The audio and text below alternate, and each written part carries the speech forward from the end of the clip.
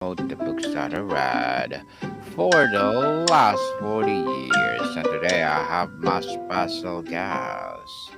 She's a language and mindset coach for job seekers in gaming, other than Miss Jade Arthur. Hi guys. Thank you so much for having me, Daniel. Welcome, Miss Jade on Book 101 Review. And can you please introduce more about yourself that I miss?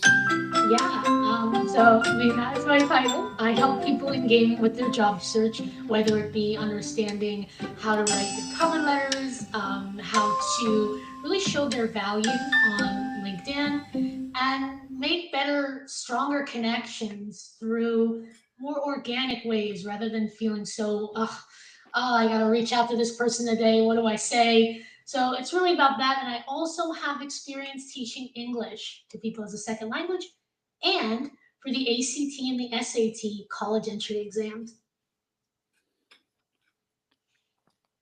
Miss Jade, thank you so much for sharing your knowledge and wisdom to the world.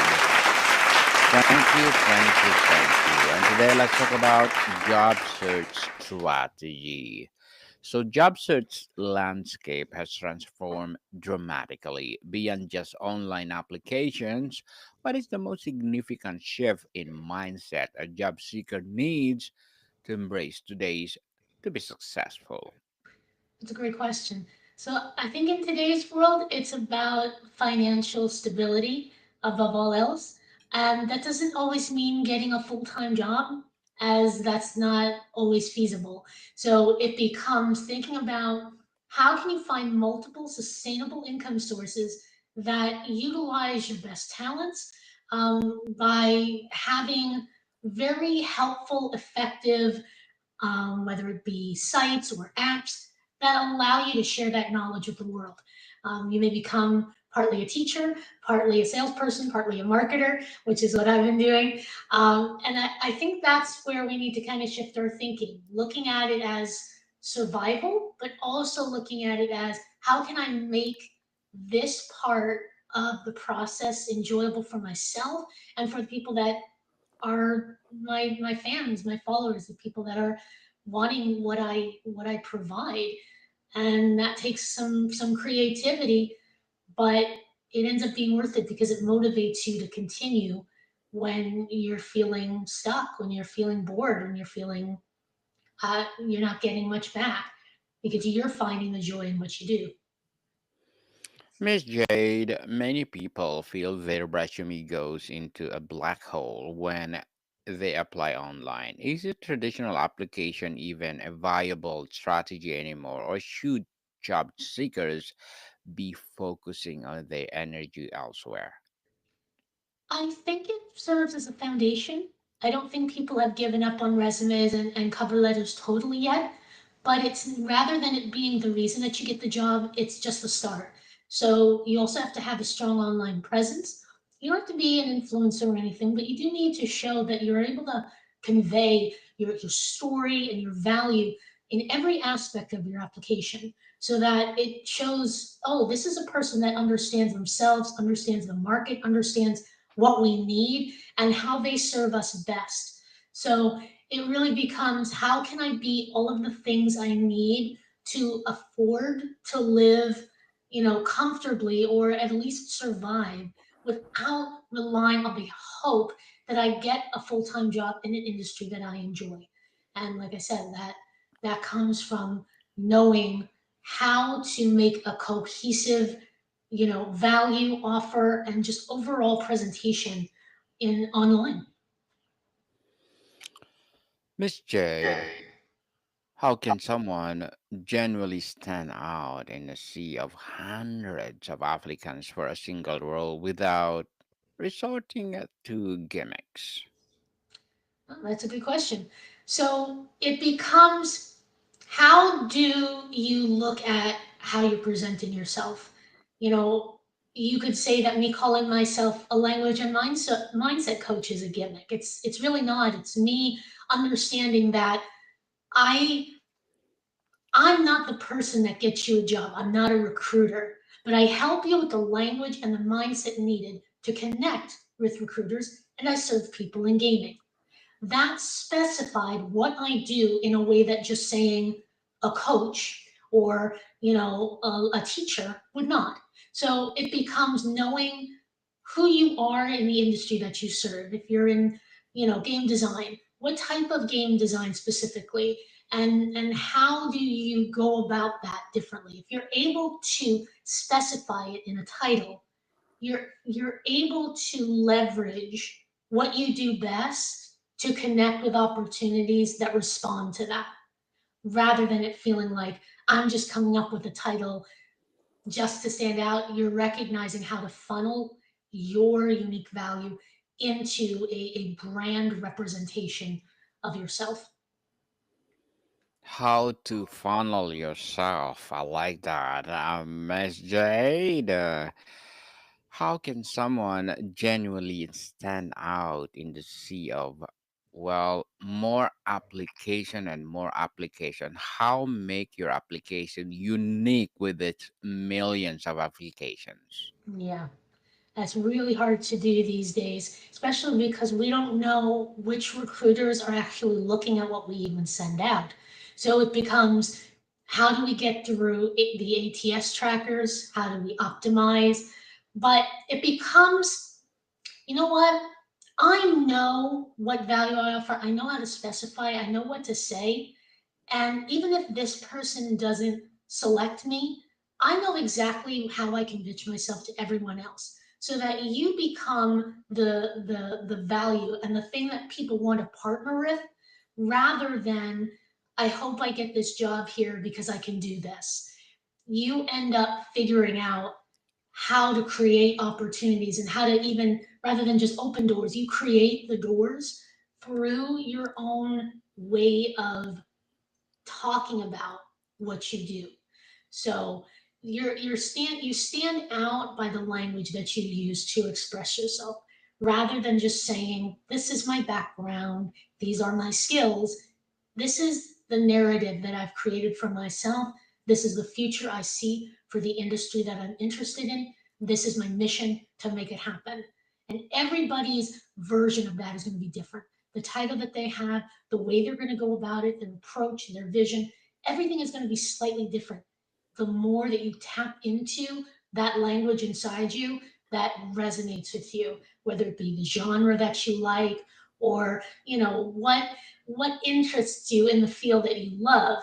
When you get those specific words and you put them together, you can understand, this is my lane, and nobody else is going to be doing this lane the way that I do it. Deconstructing the application, Miss Jade. Let's talk resume. With the rise of AI screening tools, what are the non-negotiable must-have elements on a modern resume, and what is an outdated practice people should immediately stop? Well, I think, it comes down to knowing what the ATS likely wants to see, but also there are online resumes that you can look at to get the structure that you need, and kind of just fill in the blanks. It's more of a using a proper template to help you kind of fit in where you need to be. We don't always know, like, it's not good to start from scratch on a resume, because you want everything to be aligned and proper. So finding a template, but then also using websites like Hunter, that help you recognize, okay, this is going to give you a score here to show you what your resume is, how well it matches the job position that you're interested in. So when you go to something like Hunter, which is Huntr, you can upload your resume, upload the position you're interested in, and see if they are a good match, if it really would work for it to be submitted in this way, and then connect with the recruiter. And you can adjust for grammar. It will help you, give you AI solutions, so that your sort of score that you get really says, all right, this is ready to be sent out. So it becomes preparing that resume not based on just tweaking it by our own ideas and what people say, but by actually using some sort of filter or thing beforehand to see, okay, is this optimized in the way that will actually get to be seen? Interesting, Miss Jade. Beyond just listing duties, how can someone reframe their experience to tell compelling story of impact using quantifiable results? So it becomes looking at not just your experience, but what made that experience meaningful for you in your life and where you want that experience to continue that your story. So basically, like when I think of how I formed my story, it came from understanding, okay, I started here, I started in English, looked for other opportunities, and I kind of discovered my niche as I recognized where I best fit, where my value could best be shown, what I really enjoyed, what would motivate me, what I could really put into words the best. So much like any person that's a salesperson trying to find their niche, you want to kind of think of, you know, what is your niche and how can you build a story that springs from that idea of yourself. So if it's, for me, being a language and mindset coach for job seekers in gaming, my bio reflects that. So it becomes having a problem that I solve, how I solve it, and connecting with people that resonate with that approach. So that's how you want to think of it here. When you're applying to jobs, what is the problem that the company is undergoing at the moment, or they could be undergoing? How do you approach it? And what makes you the person to approach it this way? What makes you have that knowledge? Because as you expand that understanding of yourself and you elaborate on what that approach is made of, you start to realize where that came from. And where that came from is what matters about your background. Not, hey, this is where I grew up, or I started learning this in school. It becomes value first. And then how did we get to that value? How did that become who we are? And so that is more of the trajectory that creates a narrative that flows more naturally into the person you're going to become rather than just telling your history. Miss Jade, tell us, the cover letter is a topic of much debate. Is it a relic of the past or a secret weapon? If it is a letter, what one thing should cover letter absolutely accomplish? I think cover letters probably are a little outdated, especially because a lot of recruiters don't look at them. That being said, many times they're required, and even if they're not, it's good to use them. But even saying that, if you're able to create a pain letter, that would be even better. A pain letter is something that identifies the problem that the company is having and how you solve it. Cover letters are different. They're more of, I saw the position, this is my experience, I align with your values, I think I'd be a great fit, and I'd love to hear back.